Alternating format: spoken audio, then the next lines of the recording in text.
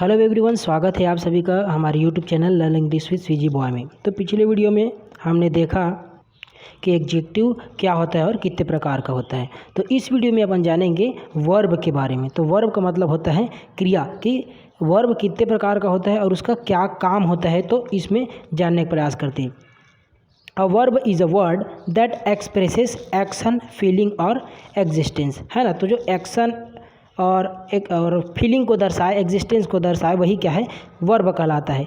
It tells us something about subject, है ना। तो ये सब्जेक्ट के बारे में क्या करता है, एक एक्स्ट्रा इन्फॉर्मेशन देता है कि सब्जेक्ट कर क्या रहा है। एग्जाम्पल के लिए मोहन प्लेस, तो मोहन क्या करता है, खेलता है। मोहन प्लेस, तो ये क्या, कोई एक्शन को दर्शा रहा है। आई फील सैड, है ना, तो ये एक फीलिंग को बता रहा है कि मुझे अच्छा नहीं लग रहा है। Ram was a Nobel king, Rama was a Nobel king, तो इसमें एग्जिस्टेंस को दर्शा रहा है। तो इस प्रकार से अपन समझते हैं और डीप में जानने की कोशिश करते हैं वर्ब के बारे में। वर्ब की जो बेसिकली 5 फॉर्म्स होते हैं, जिसको क्या बोलते हैं, समझते हैं कि वर्ब का फर्स्ट फॉर्म इसको बेस फॉर्म बोलते हैं, जो क्या होता है, प्लूरल होता है। वर्ब का सेकंड फॉर्म इसको बोलते हैं पास्ट फॉर्म। वर्ब का थर्ड फॉर्म पास्ट पार्टिसिपल कहलाता है। वर्ब का फोर्थ फॉर्म जिसमें आईएनजी लगाते हैं, है ना, उसको बोलते हैं प्रेजेंट पार्टिसिपल। और वर्ब का फिफ्थ फॉर्म जिसमें एस या ईएस लगता है, उसी को बोलते हैं बेस फॉर्म, जो कि सिंगुलर होता है।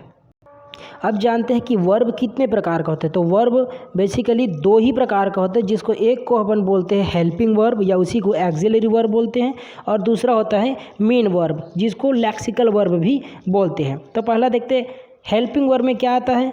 प्राइमरी में जो बेस फॉर्म जो प्राइमरी है, उसमें क्या होता है कि बी, हैव और डू क्रियाओं के विभिन्न फॉर्म का प्रयोग होता है। जिसमें दिया है बी, हैव और एक है डू, ये क्रिया के विभिन्न क्या है, फॉर्म्स है, इसका प्रयोग होता है किसमें, हेल्पिंग वर्ब में। और होता है मॉडल्स, तो मॉडल्स कितने प्रकार का होता है, इसके देखते हैं। Can, could, may, might, will, would, dare, should, shall, need, must, use to और आउट टू, ये सब क्या है, मॉडल्स। ये भी क्या होता है, एक हेल्पिंग वर्ब ही होता है। और इधर है मेन वर्ब, तो मेन वर्ब में क्या होता है, एक होता है फाइनाइट और एक होता है नॉन फाइनाइट। तो फाइनाइट में क्या होता है, ट्रांजिटिव और इंट्रांजिटिव। और नॉन फाइनाइट वर्ब क्या होता है, इसमें 3 आते हैं, इन्फिनिटिव, जेरंड और पार्टिसिपल। तो चलिए एक एक करके सभी को समझने का प्रयास करते हैं।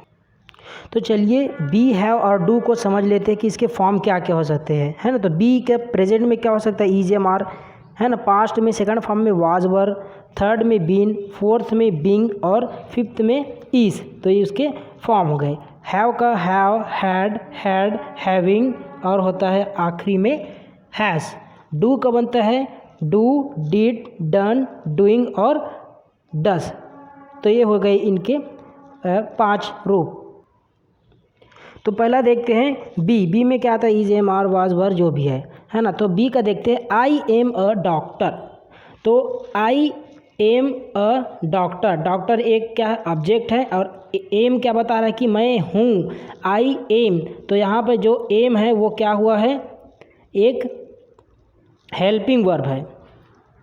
सी वाज अ डांसर, वह एक डांसर था। सी वाज अ डांसर, तो वाज यहाँ पे हेल्पिंग वर्ब है कि मेन वर्ब है, इसको देखते हैं, है ना।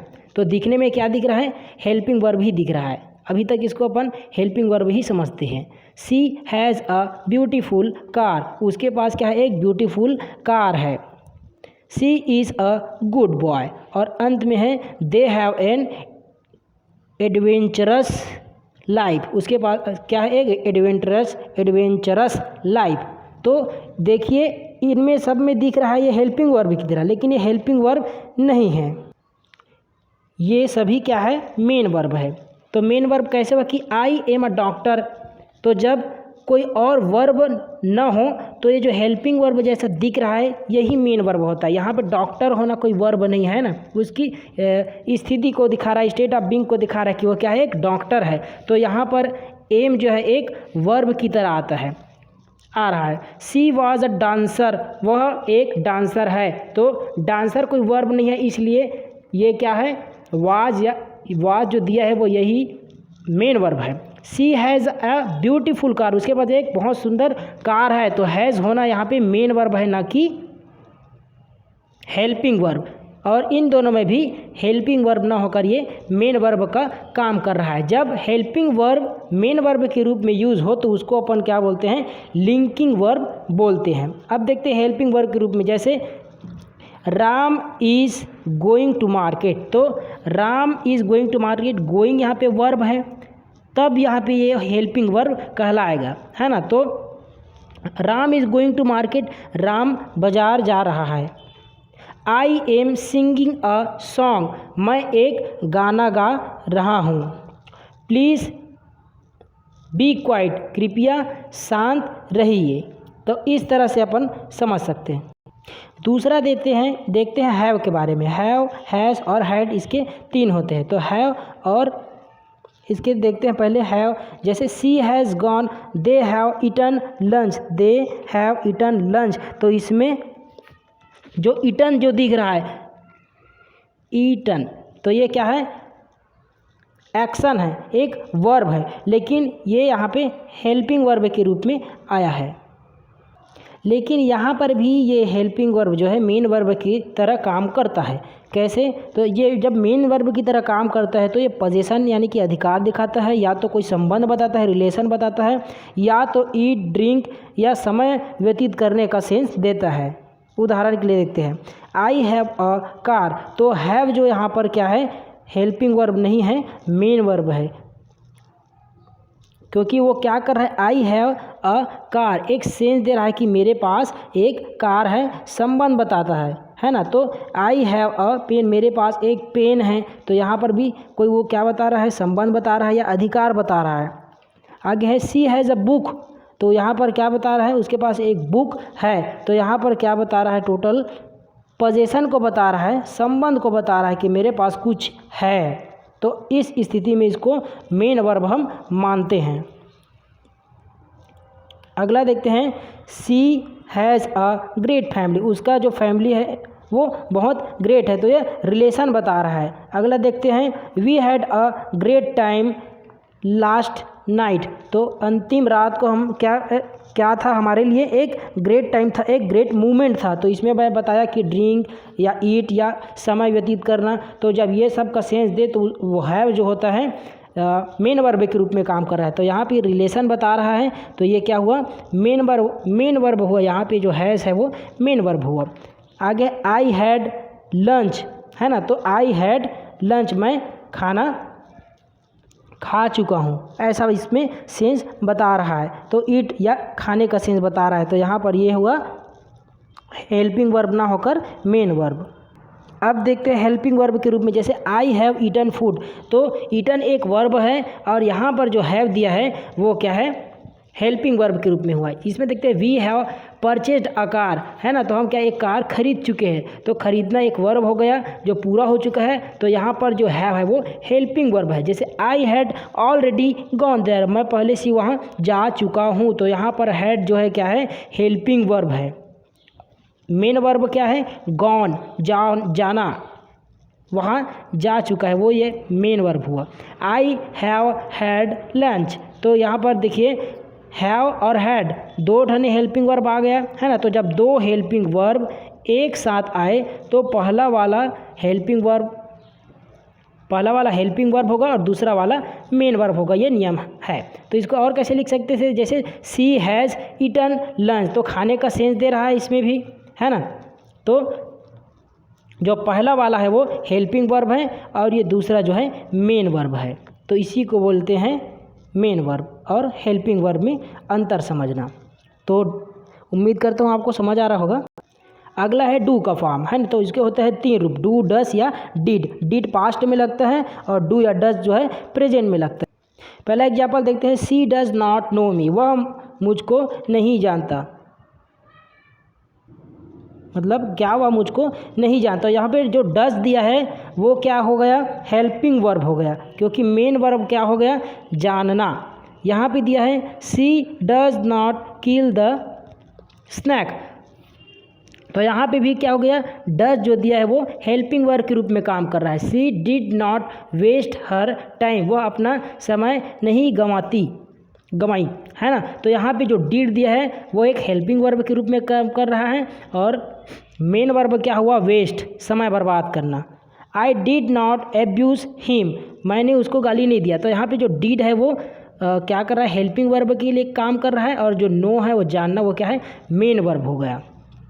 डू यू टेक टी, है ना, तो ये डू है वो हेल्पिंग वर्ब हुआ, और टेक जो है मेन वर्ब हुआ। यहाँ पे है डू यू प्ले गेम, तो डू हो गया हेल्पिंग वर्ब और प्ले गेम हो गया मेन वर्ब।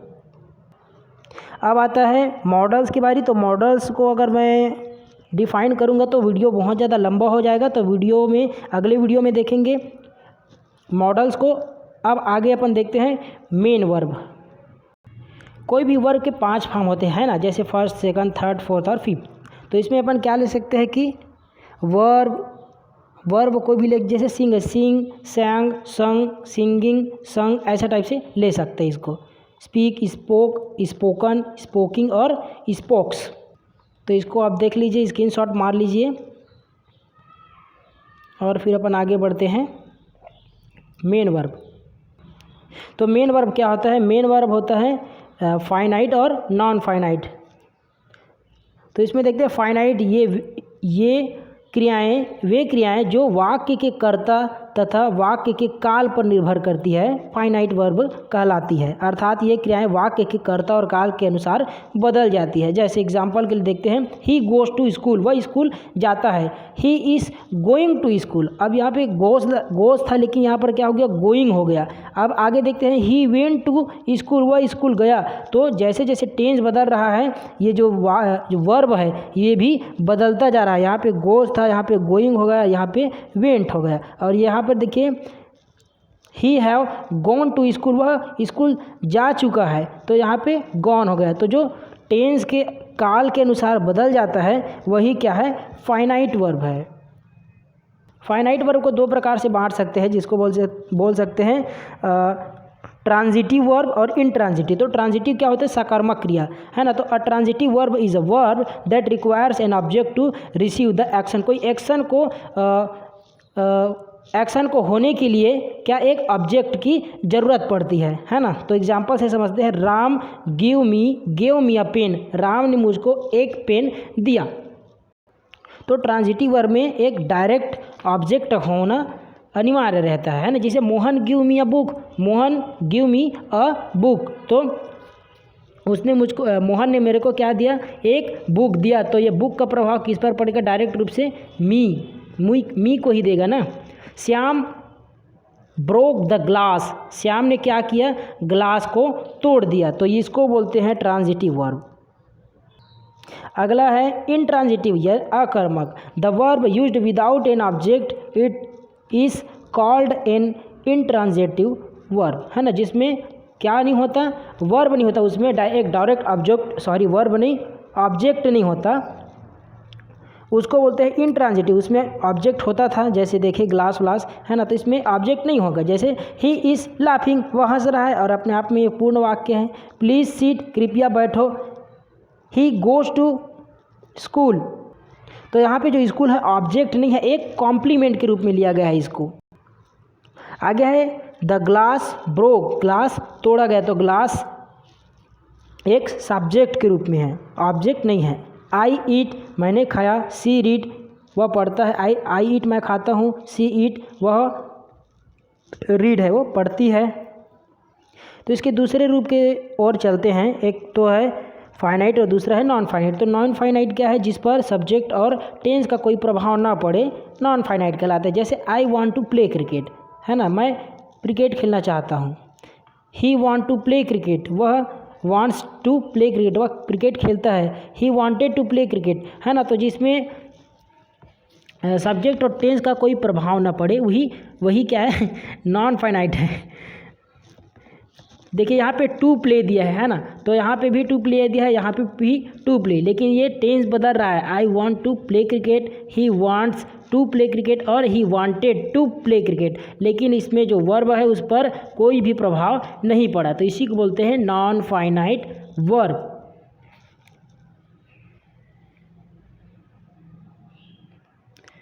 आगे देखते हैं, I like to eat I liked to eat, तो दोनों में देख लेते हैं, दोनों में टेंस बदल दिए उसके बाद भी जो वर्ब है टू ईट उस पर कोई प्रभाव नहीं पड़ता। तो ये कितने प्रकार के होते हैं? नॉन फाइनाइट वर्ब जो है 3 प्रकार के होते हैं। पहला है इन्फिनिटिव, टू प्लस वर्ब जिसको उसको जानते हैं लोग। जेरंड हो गया, वर्ब प्लस आईएनजी, उसका पहचान है पार्टिसिपल। तो इसको देखते हैं एक एक करके। पहला देखते हैं इन्फिनिटिव, है ना। तो वर्ब के बेस फॉर्म को इन्फिनिटिव कहते हैं। वर्ब के पहले ज़्यादातर टू लगता है, कभी नहीं भी लगता है ना। जब वर्ब के आगे टू लगता है उसको फुल इन्फिनिटिव कहते हैं, और जब टू नहीं लगता तो उसको उसी को बोल देते हैं बेयर इन्फिनिटिव। इन्फिनिटिव दिखता तो वर्ब के जैसा है, लेकिन ये नाउन, एडजेक्टिव और एडवर्ब का भी काम करता है, और ये सब्जेक्ट, ऑब्जेक्ट और कॉम्प्लीमेंट किसी भी जगह पर आ सकता है। तो देखते हैं एक नाउन के रूप में देखते हैं, जैसे to run is a good exercise, है ना। दौड़ना एक अच्छा एक्सरसाइज है, ये एक नाउन के रूप में काम कर रहा है, और ये एक नाउन है और सब्जेक्ट के रूप में काम कर रहा है। सॉरी, मैं नाउन के लिख दिया हूँ यहाँ पे सब्जेक्ट लिखना था मुझको, तो आप समझ जाना। सब्जेक्ट के रूप में काम कर रहा है। आई लाइक टू स्विम, ये नाउन ही है, सब्जेक्ट की तरह इसमें काम कर रहा है, यहाँ पे लिखने की जरूरत नहीं है। तो देखिए आई लाइक टू स्विम, तो स्विम क्या हो गया? एक नाउन है ना। स्विम क्या है? एक नाउन है। ये दिख तो रहा है वर्ब, स्विम मतलब होता है तैरना, लेकिन यहाँ पे जो टू स्विम दिया है ना, तो ये एक नाउन की तरह है और एक ऑब्जेक्ट का काम कर रहा है यहाँ पे, है ना। तो ये हुआ ऑब्जेक्ट की तरह काम करना। My dream is to purchase a car, मेरा सपना है कार खरीदने का। तो यहाँ पर ये नाउन है, लेकिन ये कॉम्प्लीमेंट दे रहा है। अब देखते हैं एडवर्ब की तरह यूज़, है ना। तो mister Rakesh came to teach me English, है ना। तो टीच मी इंग्लिश, तो ये टीच मी जो है, टू टीच क्या है, इसमें एडवर्ब की तरह काम कर रहा है। I am excited to go there, to go, तो यहाँ पर टू गो जाने का सेंस है ना, तो वहाँ पे जाने के लिए मैं क्या हूँ? एक्साइटेड हूँ, तो ये भी एडवर्ब की तरह काम कर रहा है। Rohit finally went there to work, और अंततः रोहित क्या है? वहाँ चला गया क्या करने के लिए? काम करने के लिए। तो ये भी क्या है? एडवर्ब की तरह काम कर रहा है ये इन्फिनिटिव। कुछ और उदाहरण देख लीजिए। ऑब्जेक्ट की तरह यहाँ पे यूज होता है, तो ऑब्जेक्ट की तरह भी काम करता है infinitive. I want to dance, है ना। सी लाइक्स टू प्ले, तो ये भी ऑब्जेक्ट है। आई वांट टू गो, मैं वहाँ जाना चाहता हूँ, ये भी क्या है? एक ऑब्जेक्ट है। टू प्लस वर्ब, है ना, तो ये टू प्लस वर्ब ही है, ऑब्जेक्ट की तरह काम कर रहा है। फिर ये इन्फिनिटिव है, क्योंकि इन्फिनिटिव एडवर्ब, कॉम्प्लीमेंट, सब्जेक्ट किसकी तरह भी काम कर सकता है, कहीं भी उसकी स्थिति हो सकती है। I decided to go Delhi, मैंने दिल्ली जाने का क्या किया? निर्णय लिया। तो टू दिल्ली यहाँ पे क्या हो गया? ऑब्जेक्ट की तरह आ रहा है, और डिसाइड करना एक वर्ब है, लेकिन ये टू गो क्या है? एक इन्फिनिटिव है। अब देखते हैं कि बेयर इन्फिनिटिव क्या होता है ना, जिसमें टू नहीं लगता, वो बेयर इन्फिनिटिव है। जैसे mister Bean makes us laugh, तो यहाँ पे लाफ जो है क्या है? बेयर इन्फिनिटिव, उसमें टू नहीं लगा है। लेट हिम गो, उन्हें जाने दो, तो यहाँ पे गो क्या है? बेयर इन्फिनिटिव है। सी नीड नॉट स्टे हियर, है ना, तो सी नीड नॉट स्टे हियर, उसे यहाँ रुकने की जरूरत नहीं। तो यहाँ पे जो स्टे है वो क्या चीज़ है? Bear infinitive. वर्ब एक बहुत लंबा चैप्टर है, तो उसको शॉर्ट में समझने की कोशिश करते हैं। इसका ओवरऑल व्यू दे रहा हूँ, आप थोड़ा सा ऊपरी तरीके से समझने की कोशिश कीजिए कि आखिर ये होता क्या है। इसके बारे में डिटेल से और बाद में पढ़ेंगे। जेरंड है, जब हम वर्ब की आईएनजी फॉर्म का यूज़ एक नाउन की तरह करते हैं तो उसे हम क्या बोलते हैं? जेरंड कहते हैं, है ना। तो जेरंड हमेशा एक नाउन की तरह काम करता है और एडजेक्टिव या एडवर्ब का नहीं करता इसमें, है ना। तो वो एडजेक्टिव और एडवर्ब दोनों का करता था, लेकिन जेरंड नहीं करता, इन्फिनिटिव करता था। लेकिन ये भी सब्जेक्ट, ऑब्जेक्ट और कॉम्प्लीमेंट की जगह यूज किया जा सकता है ना। बस शर्त है कि वह एक नाउन का काम ही करना चाहिए, ऑब्जेक्ट या एडजेक्टिव का नहीं। जैसे singing is my hobby, singing क्या है? मेरा एक हॉबी है। तो ये क्या कर रहा है? एक नाउन का काम कर रहा है ना। तो ये क्या हुआ? जेरंड। आई लाइक स्विमिंग, तो स्विमिंग क्या है यहाँ पे एक नाउन की तरह काम हो रहा है। आई लाइक स्विमिंग, मुझे तैरना पसंद है, तो ये हुआ एक जेरंड, क्योंकि इसमें टू तो लगा ही नहीं है ना, और इन्फिनिटिव में टू लगता है। My favourite hobby is running, तो ये कॉम्प्लीमेंट दे रहा है यहाँ पे एक, लेकिन है ये जेरंड ही है ना। तो ये क्या कर रहा है, अपने हॉबी के बारे में डिटेल दे रहा है कि मेरे को क्या रनिंग करना, दौड़ना बहुत पसंद है।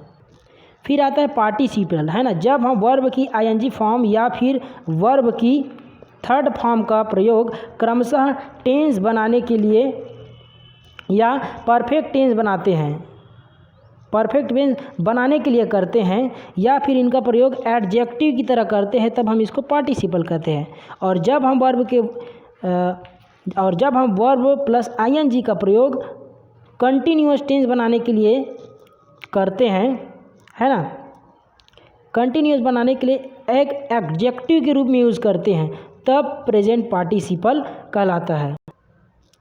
जब वर्ब की थर्ड फॉर्म का प्रयोग परफेक्ट टेंस बनाने के लिए एक एडजेक्टिव के रूप में करते हैं, तब यह पास्ट पार्टिसिपल कहलाता है। तो देखते हैं, प्रेजेंट पार्टिसिपल से शुरुआत करते हैं ना। प्रेजेंट पार्टिसिपल में बार्किंग डॉग्स सेल्डम बाइट, है ना, तो भौंकने वाले कुत्ते कभी काटते नहीं हैं।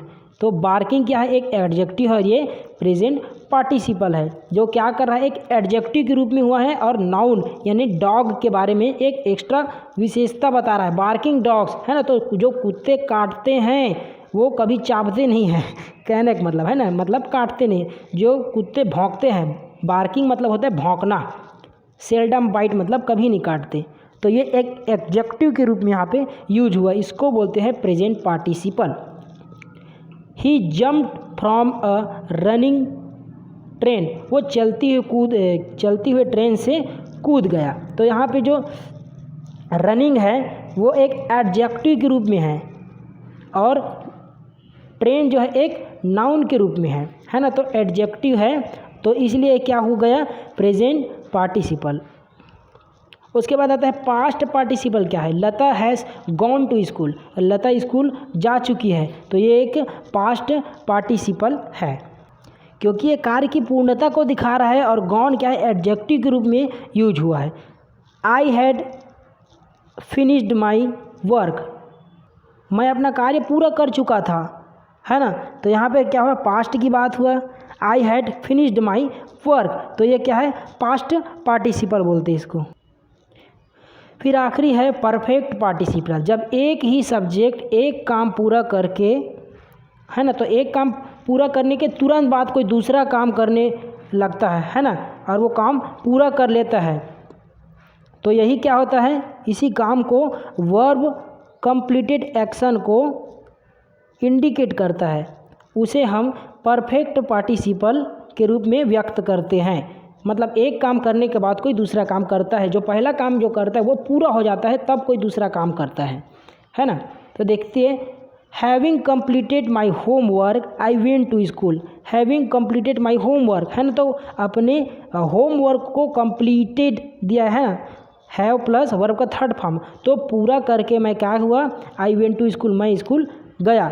आई plugged the flower, having plugged the flower she entered the temple, having plugged मतलब फूल तोड़, हैविंग प्लग्ड द फ्लावर मतलब फूल तोड़ने के बाद सी इंटर्ड द टेम्पल, वह मंदिर में घुसी, मंदिर के अंदर घुसी। तो इस तरह से परफेक्ट पार्टिसिपल ये हुआ। तो मिलते हैं अगले वीडियो में। आई होप कि आपको ये वीडियो थोड़ा तो समझ आया होगा, और अगर नहीं भी आया होगा तो इसके लिए मैं डिटेल में बताऊंगा, एक ओवरऑल व्यू है आपके लिए, तो इसी को समझने का प्रयास कीजिए। एक बार में नहीं समझ आ रहा है तो दोबारा देखिए, और जहाँ पे कोई डाउट हो तो कमेंट बॉक्स में पूछ सकते हैं। धन्यवाद, जय हिंद।